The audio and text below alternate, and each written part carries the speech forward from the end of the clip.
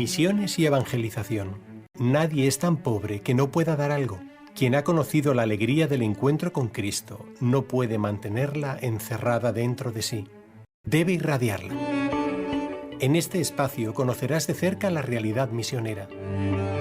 No solamente limosna de dinero, siempre ponemos el dinero, no, limosna de mi tiempo, limosna de mi profesión, es la limosna principal, de mi oficio, de mi capacidad, eso es lo que hay que dar.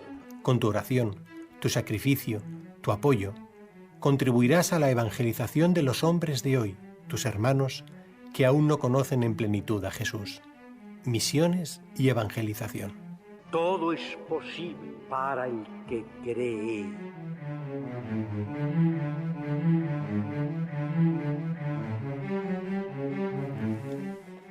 Pues dentro de la palabra misiones en plural, una de estas misiones es la de anunciar el Evangelio, la buena noticia, la esperanza, en lugares donde falta la esperanza, como dice aquella canción, ¿no?, de El alma misionera.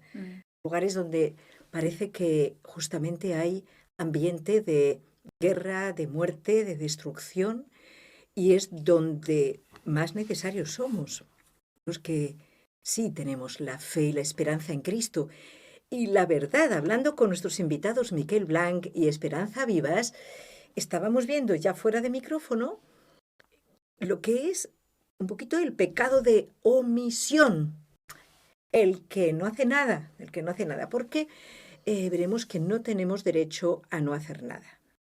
Se nos pedirá cuentas seguramente a cada uno de una manera, dependiendo de los dones que Dios nos ha dado, del lugar donde hemos estado, etc. ¿Qué hemos hecho durante esta vida, este regalo que es nuestra vida, cuando hemos contemplado? Estoy pensando la palabra que voy a pronunciar, porque aquí nuestro amigo Miquel Blanch me hablaba de un genocidio. ¿Qué es un genocidio, Miquel Blanch, coordinador de 40 días por la vida? Bueno, un genocidio es cuando se masacra a toda una población, a todo un pueblo, a toda una identidad, ¿no? En este caso, nosotros hablamos del aborto como el mayor genocidio de toda la historia de la humanidad. La propia OMS da un dato de 50 millones de no nacidos que cada año son matados por el aborto, ¿no?, que no se les permite nacer. La cifra es una barbaridad, pero es que si esa es la cifra oficial, sin contemplar la píldora del día después, etcétera, nosotros pensamos que el aborto real está muy por encima de los 50 millones, ¿no? Entonces, realmente, yo creo que es muchísimo más que un genocidio, es un crimen que clama al cielo. Lo dice un padre de familia ¿cuál es su profesión? Yo soy informático de sistemas. Muy bien. Claro, ahí no tiene que pelear con nadie. En cambio, cuando realiza esta labor provida, que estoy segura que le dedica bastante tiempo porque es su pasión. Bueno, es absolutamente, totalmente. O sea, además uno hace lo que puede. Es totalmente, ¿no? Claro, uno se siente pequeño ante la inmensidad de la labor. ¿Han oído bien la cifra? La Organización Mundial de la Salud iba a decir reconoce que son 50 millones los abortos que se realizan al año. Pero atención, sabemos que la Organización Mundial de la Salud aprueba estos abortos. Es uno de los apartados de la Organización de las Naciones Unidas. Por tanto, incluso muchas veces la ayuda a países en vías de desarrollo está supeditada para la ONU, para la UNICEF y todo esto, supeditada a que ese país de África, de Asia, que es más pobre económicamente, si quiere recibir ayuda, tiene que aceptar estas leyes, estos anticonceptivos enviados en masa. Esto es una auténtica presión que no es lícita éticamente. Es más, la única precisamente riqueza de un país que está en vías de desarrollo son los niños, es la juventud, es el futuro. Entonces, si se los quitas, ¿cómo pretendes que se desarrolle? Pero tenemos aquí con nosotros también a Esperanza Vivas, que está con nosotros, que ya ha estado en otras ocasiones y que Cuéntanos, ¿cuál es tu papel? Porque me han dicho que eres capitana. No sé si te tengo que hacer el saludo militar. Cuéntanos, ¿qué es esto de ser capitana? Me ha gustado mucho. Bueno, las capitanas coordinamos, como la campaña es consecutiva, 40 días, de lunes a domingo, Sí. entonces cada uno pues coordinamos un día. Tenemos en este momento en Barcelona 3 clínicas en las que, bueno, Explícalo bien, no des nada hay por 7 sabido. clínicas en Barcelona donde se realizan abortos, pero nosotros tenemos la campaña en este momento de 3 clínicas. Sí. Entonces, lo que hacemos los capitanes es coordinar que ninguno de estos turnos, porque es una hora, simplemente pedimos una hora, orar frente a estas clínicas, que ninguno de estos turnos se quede sin cumplir, sin una persona que esté allí orando. ¿ya? ¿De qué hora a qué hora? Lo hacemos de 8 de la mañana a 8 de la tarde. 12 horas 12 horas consecutivas. durante orando. 40 días. Entonces, una Sí. persona que colabora, que dice, sí, yo quiero hacer algo. Una persona que dice, sí, yo quiero hacer algo, normalmente, ¿qué tipo de personas son? O sea, tenemos niños de colegio, mamás que vienen con sus bebés, tenemos personas adultas, mayores, o sea, es que aquí no tenemos, Claro. no limitamos a nadie ni ponemos como condiciones, ¿no?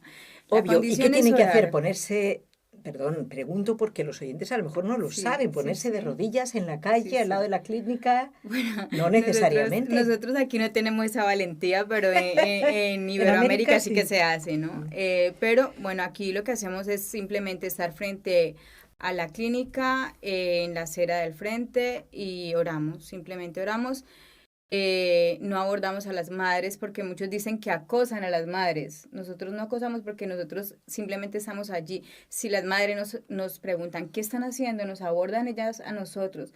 ¿Qué hacen ustedes aquí? Que de hecho muchos rescates se han hecho así. Muchas madres han desistido de abortar porque nos han visto allí y, o sea, les llama la atención. ¿Qué hacen ustedes aquí?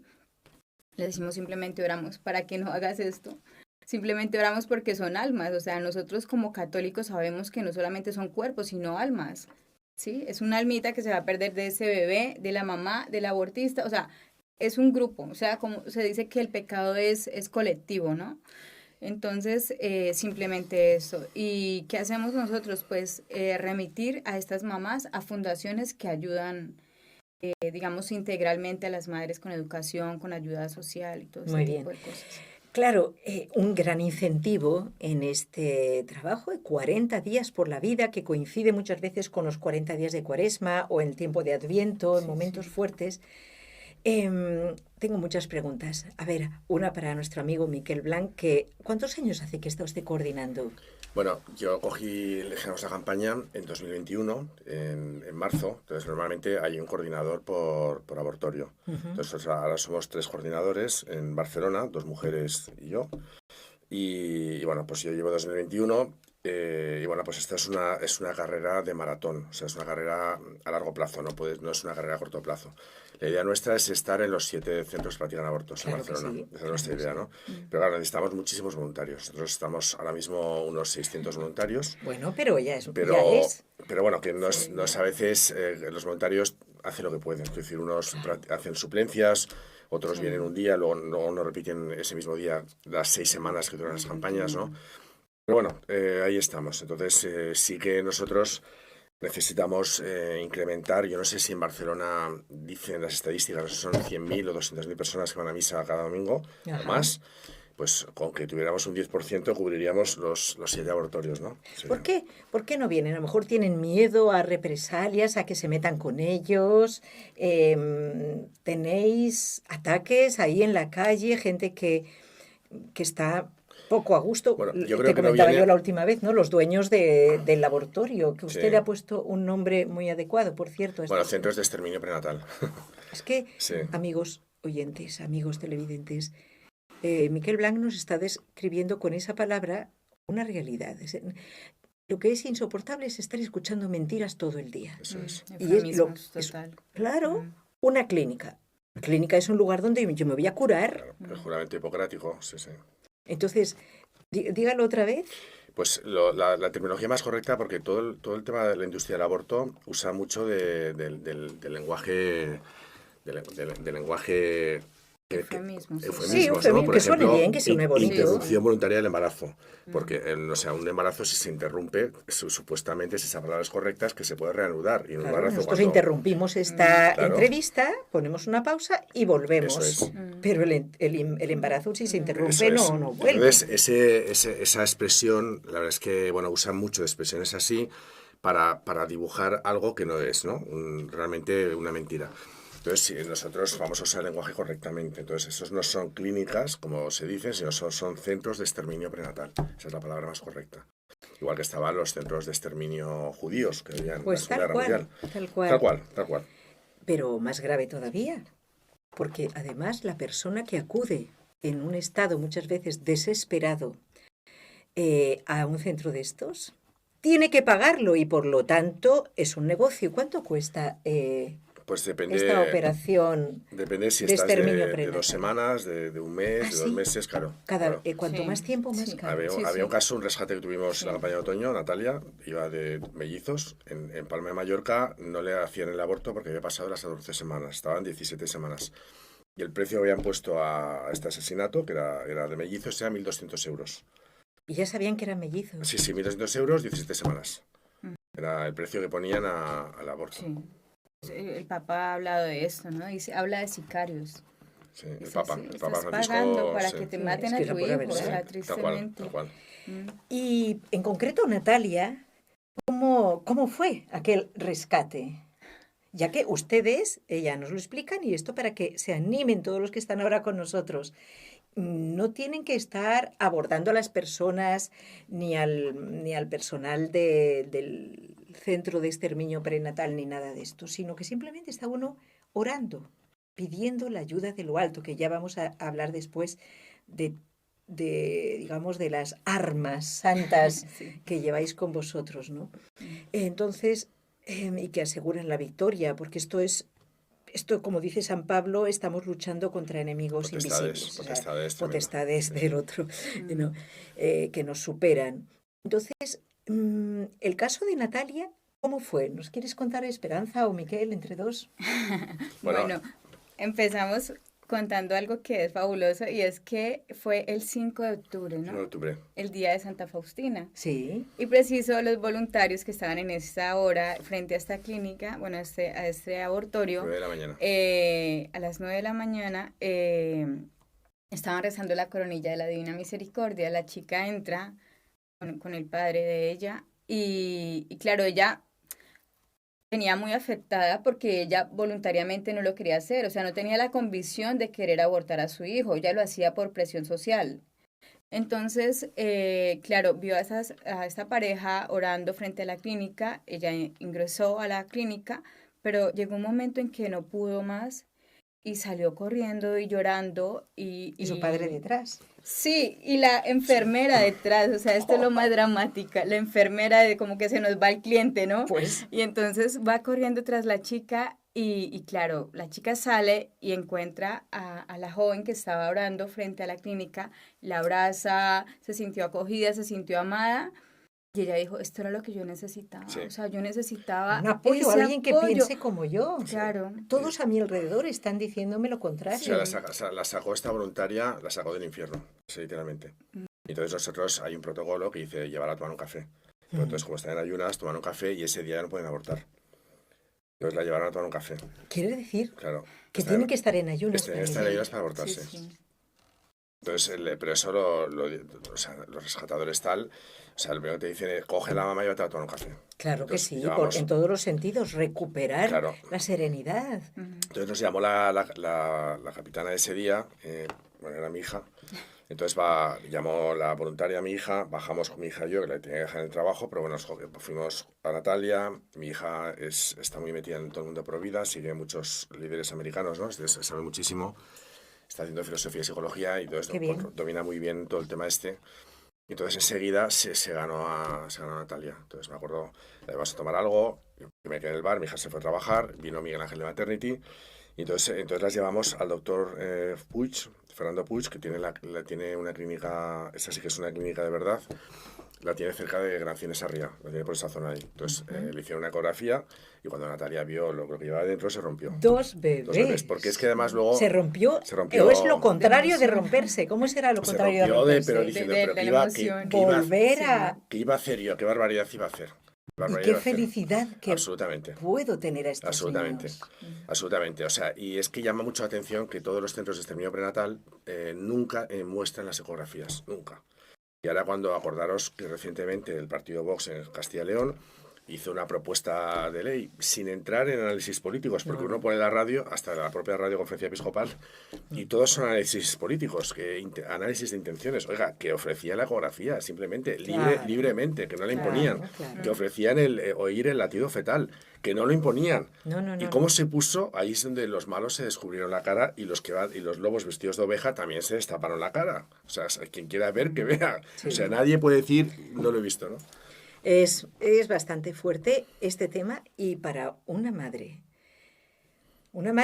aunque haya sido pues fruto de una inmadurez, de una ligereza, de una promiscuidad, de que no sabe lo que está haciendo, hay de todo, porque habrá madres que ya tienen varios hijos, habrá madres casadas. Natalia tenía 3. Natalia tenía 3. 3 hijos, sí. Entonces, claro, te das cuenta en situaciones tan diferentes. La presión social que habéis nombrado es tan fuerte ya por parte de los sanitarios. Sí. O sea, de los médicos que por un sí o por un no, aquí en España, te casi recetan el aborto. Esto es muy grave. El sistema médico español está súper contaminado. Sí. O sea, súper contaminado. Esto es muy grave. Tú vas, una mamá, nosotros, por ejemplo, con las Siervas de la Pasión, que es una congregación religiosa que también a veces viene a rezar con nosotros y tienen casas de ayudas a la mamá.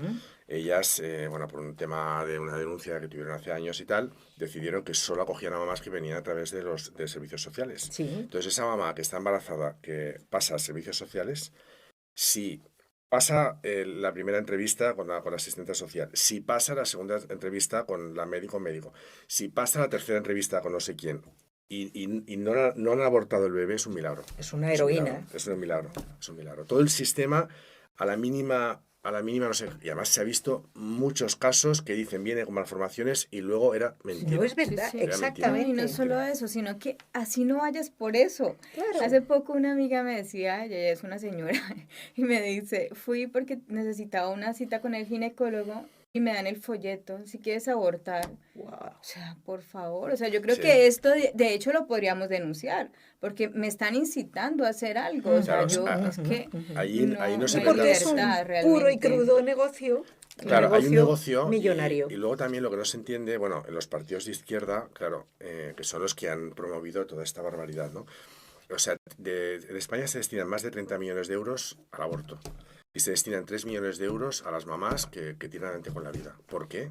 El segundo país del mundo con la tasa de natalidad más baja que es España. Así ¿Por qué? O sea, te estás enfrentando a una ideología. Porque, o sea, a mí me han enseñado, yo estoy en Guerra Económicas, que uno de los factores de la riqueza de las naciones y de las poblaciones es es lo que decíamos, la población. La población, la natalidad. Y sobre todo la población joven. No, y un país envejecido también. Sí, o sea, China, nos el año pasado... pueblos vacíos y todo ese tipo de cosas, y entonces, o sea, si no tenemos bebés, es que es una sociedad... o sea, no hay que ser muy analítico, ¿no? Para llegar a estas conclusiones, ni muy estudiado. Es algo en China estaban, ya sabemos que estaba la política del hijo único durante muchos años, fue tan drástica que, bueno, sabemos que se obligaba a abortar a las mujeres, bueno, las cosas terribles, y a esterilizarse.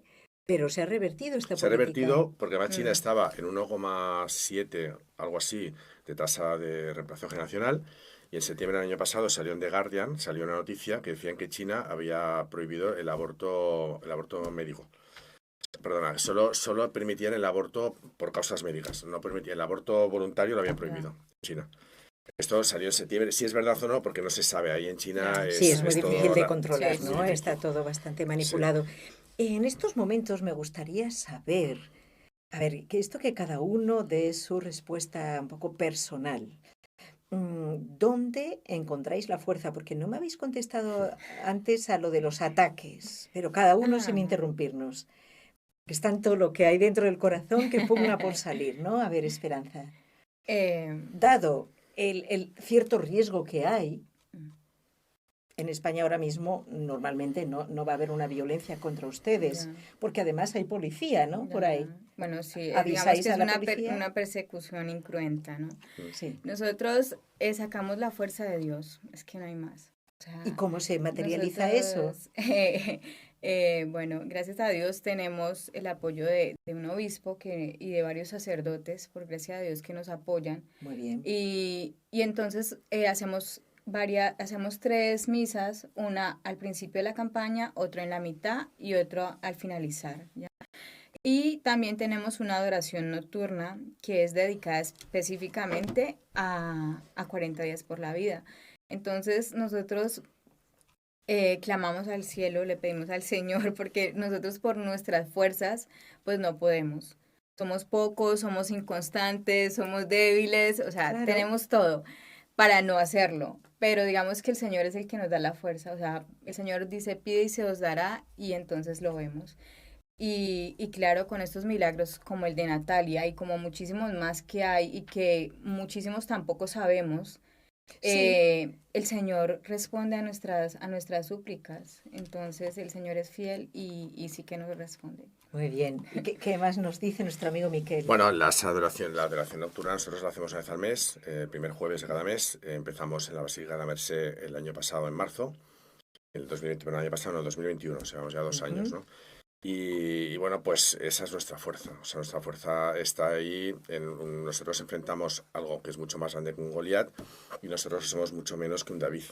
O sea, y esa es la realidad que enfrentamos. Nosotros cuando empezamos en 2021, pues todo el tema concretamente de las campañas así pro vida, en Barcelona estaba muy muerto, estaba muy apagado todo, ¿no? Entonces cogimos el tema y la verdad es que empezamos a crear un buen equipo, empezamos a armar lío, como dice el Santo Padre, ¿no? El Santo Padre en Río de Janeiro, 2013, dijo una frase que la dijo para mí, que dice, arme el lío en las diócesis, ¿no? Ahí está. Se lo tomó a pecho. Llamado. Absolutamente, el Papa me está obediente. llamando, ¿no? Me está hablando a mí. Bueno, y entonces es lo que hacemos, armar lío, ¿no? Y entonces nosotros empezamos a armar lío con todo este tema, creamos un equipo también en los medios de comunicación, nos dimos a conocer en todos los medios católicos, también salimos en la radio, en la COPE, en Radio Estel. Entonces, en mayo 2021, el enemigo mueve ficha. Acordaros que sale anteproyecto de ley, quiere criminalizaros a los pro vida, fue tal cual, ¿no? Sí. Nosotros en España, en aquella época, en 2021, se hacían No hable muy rápido, por favor, para que se entienda todo lo que dice que es valioso. Hacían 3 campañas al año de 40 días y entonces, bueno, nosotros creamos un dossier de prensa que lo entregamos a la conferencia episcopal, al Monseñor Argüello, de la que es 40 días y que quiere hacer 40 días. Entonces es cuando también a Monseñor Argüello sale este anteproyecto de ley, septiembre de 2021, le preguntan qué es esto de tema Provida, qué piensa la conferencia episcopal, qué piensa de las campañas de 40 días, y entonces él pues dice, hombre, pues está bien que haya gente que defiende lógicamente, ¿no? Defiende al no nacido, ¿no? Entonces ahí, bueno, pues luego ya se convierte en ley, pero claro, el ordenamiento jurídico español no puede ir una ley menor contra una ley mayor que la Constitución española, ¿no? Que ahí se defiende la figura del nasciturus, aunque luego el Tribunal Supremo haya dicho que no es titular derecho a la vida a partir hasta los 15 2 semanas o 3 semanas. Arbitrario. Es que no tiene, una contradicción. No tiene sentido, no tiene lógica. O sea, ¿quién es el Tribunal Supremo para decir que quién tiene el derecho o quién no tiene el derecho a vivir? ¿Quién es el Tribunal Supremo? No tiene esta potestad el Tribunal Supremo. Es un disparate. Mires por donde lo mires. ¿Veis, amigos? Ya casi al término del programa, ante situaciones tan salvajes, antes hablábamos, no tenemos tiempo hoy de hablar de esto, pero quizás en otro programa sí.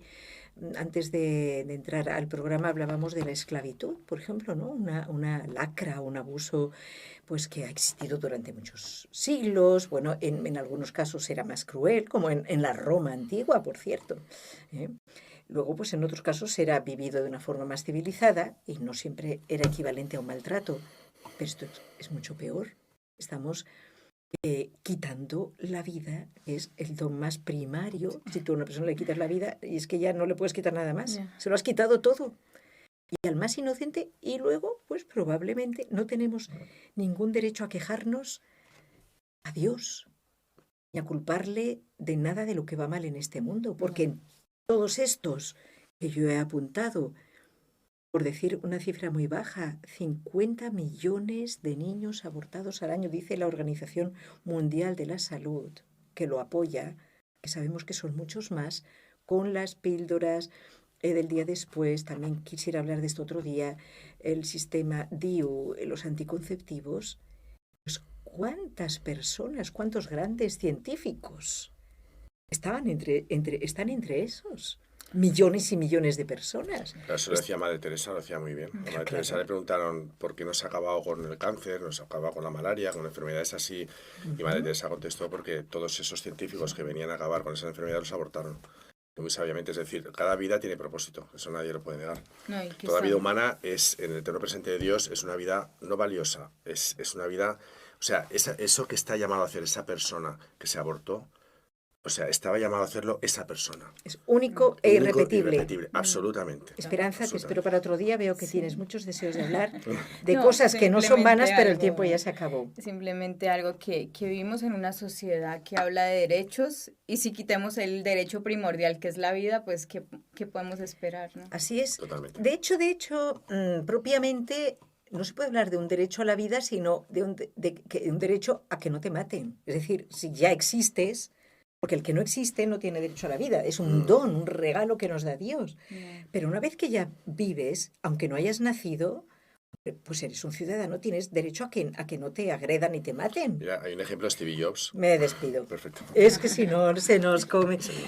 Bueno, es una pena que hayamos tenido dos invitados tan tímidos que prácticamente no se han atrevido a tomar la palabra, pero bueno, espero que en otra ocasión pues se puedan explayar un poquito más, nos acompañen, y porque es importante, acuérdense, 40 días por la vida. Hemos querido titular el programa con un lema precioso que ustedes tienen: 1 hora de tu vida por una vida entera.